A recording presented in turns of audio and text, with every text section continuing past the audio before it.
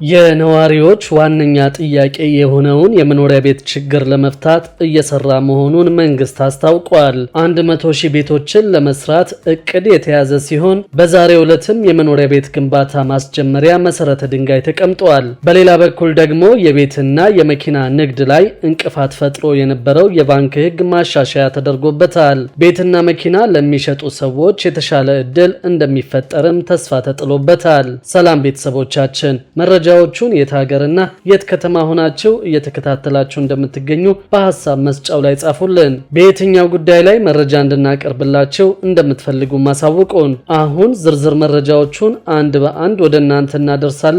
እስከ መጨረሻው አብራችሁን ቆዩ።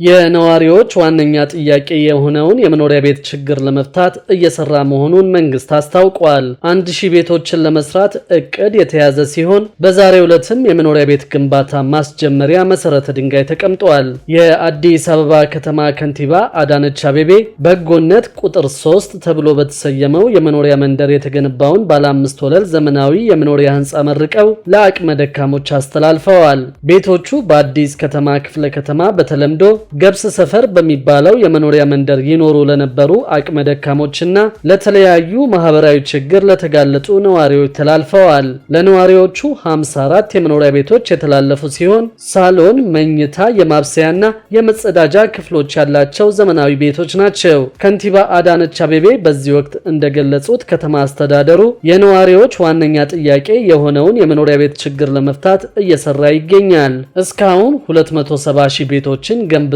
ለነዋሪዎች ማስተላለፉን አስታውሰው ከዚህ ውስጥ 39 ሺህ ቤቶች የተገነቡት በበጎ አድራጊ ባለሀብቶች መሆኑን ተናግረዋል። የዜጎችን ህይወት የመቀየር ስራ በመንግስት በጀት ብቻ ስለማይሳካ በርካታ ልበቀና ባለሀብቶችና አቅም ያላቸው ዜጎች ትብብራቸውን አጠናክረው እንዲቀጥሉም ጥሪ አቅርበዋል። ከተማ አስተዳደሩ በቀጣይም በመቶ ሺዎች የሚቆጠሩ ቤቶችን ለመስራት ውጥን መያዙን አረጋግጠዋል። ከንቲባዋ በዛሬው ዕለትም በአዲስ ከተማ ክፍለ ከተማ ተጨማሪ የመኖሪያ ቤት ግንባታ ማስጀመሪያ መሰረተ ድንጋይ አስቀምጠዋል። እነዚህ መሰረተ ድንጋይ የተቀመጠላቸው ቤቶች ለአቅመ ደካሞች ወይም ለኮንዶሚኒየም ቆጣቢዎች ስለመተላለፋቸው ግን ምንም የገለጹት ነገር የለም። በቅርቡ መንግስት የኮንዶሚኒየም ቆጣቢዎች ቁጠባቸውን እንዲቀጥሉ መጠየቁ ይታወሳል። የኮንዶሚኒየም ተመዝጋቢዎች ቁጠባቸውን ሲቀጥሉ በማህበር ቤት፣ መንግስት በሚያሰራው ቤትና በተለያዩ አማራጮች ቆጣቢዎቹ ቤት እንደሚያገኙ መገለጹም ይታወሳል። በሌላ በኩል ደግሞ የቤትና የመኪና ንግድ ላይ እንቅፋት ፈጥሮ የነበረው የባንክ ሕግ ማሻሻያ ተደርጎበታል። ለባንኮች የጥሬ ገንዘብ እጥረት እንደ ምክንያት ሲጠቀሱ የነበሩት አስገዳጅ የቦንድ ግዢና የብድር ጣሪያ ገደብን የሚደነግጉ መመሪያዎች ሊሻሩ መሆኑን የታወቀው የኢትዮጵያ ብሔራዊ ባንክ ገዢ አቶ ማሞ ምህረቱ እንዳሉት ከሆነ ባንኮች የተለያዩ የቦንድ ግዢዎችን እንዲፈጽሙ የሚያስገድዷቸው መመሪያዎች የሚሻሩ ይሆናል። ከዚህ በተጨማሪም ላለፉት 2 ዓመታት በባንኮች ላይ ተጥሎ የነበረው የብድር ገደብ ጣሪያም ይነሳል ነው የተባለው። የፋይናንስ ዘርፉን የተመለከቱ በቀጣይ ይወሰዳሉ ተብለው ከሚጠበቁ ተግባራት መካከል እነዚህን መመሪያዎች ሙሉ በሙሉ መሻር እንደሆነም ከአቶ ማሞ ማብራሪያ ለመረዳት ተችሏል። በዚህም መሰረት ባንኮች በአስገዳጅ ሁኔታ የሚገዙትን ቦንድ የተመለከተው መመሪያ በሰኔ ወር ሙሉ ለሙሉ እንደሚነሳ፣ የብድር ገደቡን የተመለከተው መመሪያ ደግሞ በመስከረም 2018 ይሰረዛል ተብሏል። ባንኮች ለረጅም ዓመታት በተለያዩ መመሪያዎች በአስገዳጅነት ቦንድ ሲገዙ እንደነበር የሚታወስ ሲሆን ከለውጡ በፊት ባንኮች ከሚሰጡት ብድር 27 በመቶውን ለልማት ባንክ ቦንድ ግዢ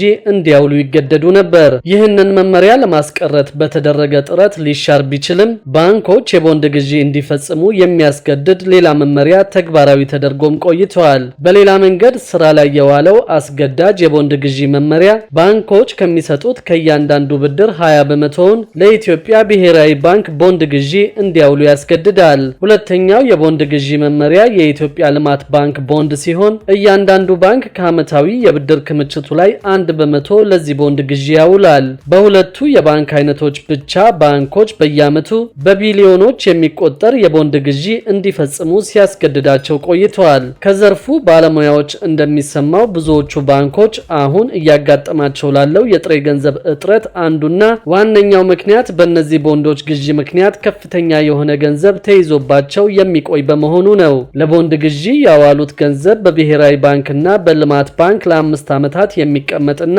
9 በመቶ ወለድ የሚታሰብበት እንደሆነም ይታወቃል። የባንክ የሥራ ኃላፊዎች በሰጡት ሐሳብ ውሳኔው ለዘርፉ ትልቅ እርምጃ ነው። ባንኮቹ ያለባቸውን የጥሬ ገንዘብ ችግር ለማቃለልም ትልቅ ጠቀሜታ ይኖረዋል። በተመሳሳይ ባንኮች ተጥሎባቸው የቆየው የብድር ገደብም ከተነሳ እንደ ቀድሞ በአቅማቸው ልክ ብድር ለማቅረብ የሚያስችላቸው ይሆናል። በተለይ ለቦንድ ግዢ ሲያውሉት የነበረው ገንዘብ ይመለሳል ተብሎ በመመሪያው ከተደነገገው ከ5 ዓመታት በፊት የሚለቀቅላቸው ከሆነ የባንኮችን የማበደር አቅም ከመጨመር ባለፈ የጥሬ ገንዘብ እጥረታቸውንም ለማቃለል ሊያግዛቸው የሚችል ነው። የባንኮችን የብድር መጠን የሚገድበው መመሪያ መጀመሪያ ሲወጣ ዓመታዊ የብድር ምጣኔያቸው ከ14 በመቶ መብለጥ እንደማይኖርበት ይደነግጋል። በቅርቡ መመሪያው ተሻሽሎ ዓመታዊ የብድር ምጣኔ እድገቱ ከ18 በመቶ መብለጥ እንደማይኖርበት እንደ አዲስ ተደንግጎ በዚሁ መሰረት ሲሰሩ ቆይተዋል። ከመስከረም 2018 ዓ.ም በኋላ ግን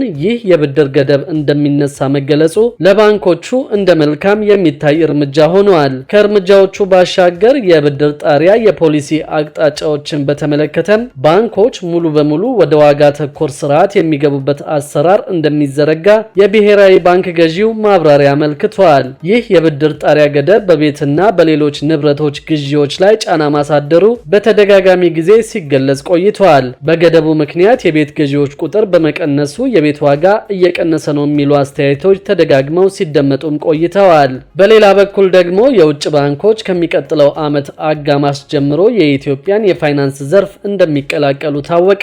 የትኛዎቹ ባንኮች ወደ ሀገር ቤት ይገባሉ ለሚለው ጥያቄ ግን ምላሽ አልተሰጠም። የውጭ ባንኮች ከሚቀጥለው ዓመት አጋማሽ ላይ ወደ ኢትዮጵያ በመግባት ኢንዱስትሪውን እንደሚቀላቀሉ የኢትዮጵያ ብሔራዊ ባንክ ገዢ አቶ ማሞ ምህረቱ አመልክተዋል። የኢትዮጵያ ፋይናንስ ፎረም ታዳሚዎች የውጭ ባንኮችን ስራ ለማስጀመር በተያዘው እቅድ መሰረት የመጀመሪያዎቹ የውጭ ሀገር ባንኮች በ2025 መጨረሻ ወይም ደግሞ በመጪው በጀት ዓመት አጋማሽ ወደ ስራ እንደሚገቡና ለዚህም አስፈላጊ የሆኑ ዝግጅቶች መደረጋቸውን ገልጸዋል። የውጭ ባንኮች ወደ ኢትዮጵያ እንዲገቡ ማድረግ በቀጣዩ ዓመት እውን እንደሚሆን የብሔራዊ ባንክ ገዢ ቢጠቅሱም የትኞቹ የውጭ ባንኮች ሊገቡ እንደሚችሉ ግን አልገለጹም። የውጭ ባንኮች በኢትዮጵያ ገበያ ውስጥ ቢገቡ ተጠቃሚ የሚሆኑበት እንዲሁም ደግሞ ለሀገራዊ ኢኮኖሚው ሊሰጡት የሚችሉት ጠቀሜታም ተገልጿል። በሌላ በኩል ደግሞ ሁዋጂያን ኩባንያ ኢንቨስትመንቱን ወደ $2 ቢሊዮን በማሳደግ የኤሌክትሪክ መኪናዎችን ሊገጣጠም ዝግጅቱን ማጠናቀቁን አስታውቋል።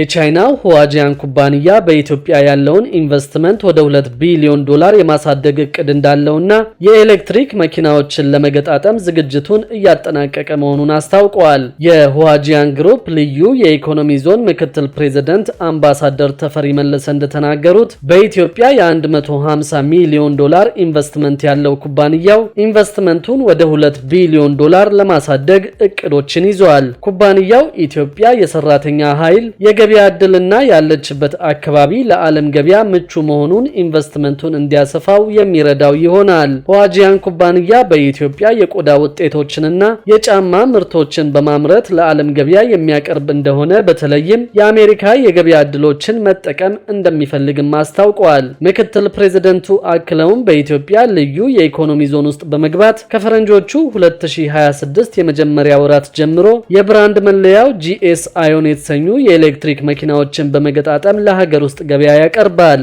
ሁዋጂያን ኩባንያ ከቻይናው ጓንዡ የተሽከርካሪ አምራች ኩባንያ ጋር ከአንድ ዓመት በፊት የኤሌክትሪክ መኪናዎችን ወደ ኢትዮጵያ ለማስገባት ስምምነት መፈጸሙን ያስታወቀ ሲሆን ከወራት በኋላ ደግሞ ተሽከርካሪዎቹን በኢትዮጵያ መገጣጠም እጀምራለሁ ብለዋል። በቀጣዮቹ ዓመታት በኢትዮጵያ የቤት ልማት ኢንቨስትመንት ዘርፍ የመሰማራት እቅድ እንዳለው የተናገሩት ምክትል ፕሬዝደንቱ በተለይም በመኖሪያ ቤት፣ በንግድ ተቋማትና በከተማ መሰረተ ልማት ግንባታ ዘርፎች ለመሰማራት አቅደዋል። ባለፈው ሳምንት ፍጻሜውን ባገኘው የኢትዮጵያ ኢንቨስትመንት ጉባኤ የቻይና ኩባንያዎች በስፋት ተሳትፈው የ1.6 ቢሊዮን ኢንቨስትመንት ስምምነት ከኢትዮጵያ ኢንቨስትመንት ኮሚሽን ጋር መፈራረማቸው ይታወሳል። ክቡራትና ክቡራን የአዲስ ቢዝነስ የዩቲዩብ ቻናል ተከታታዮቻችን ይህንን ቻናል ሰብስክራይብ ሳታደርጉ የምትከታተሉን ከሆነ ቢዝነስና ሌሎች ተያያዥ ጉዳዮችን በተመለከተ አዳዲስ መረጃ ለማግኘት የዩቲዩብ ቻናሉን ሰብስክራይብ በማድረግ ቤተሰብ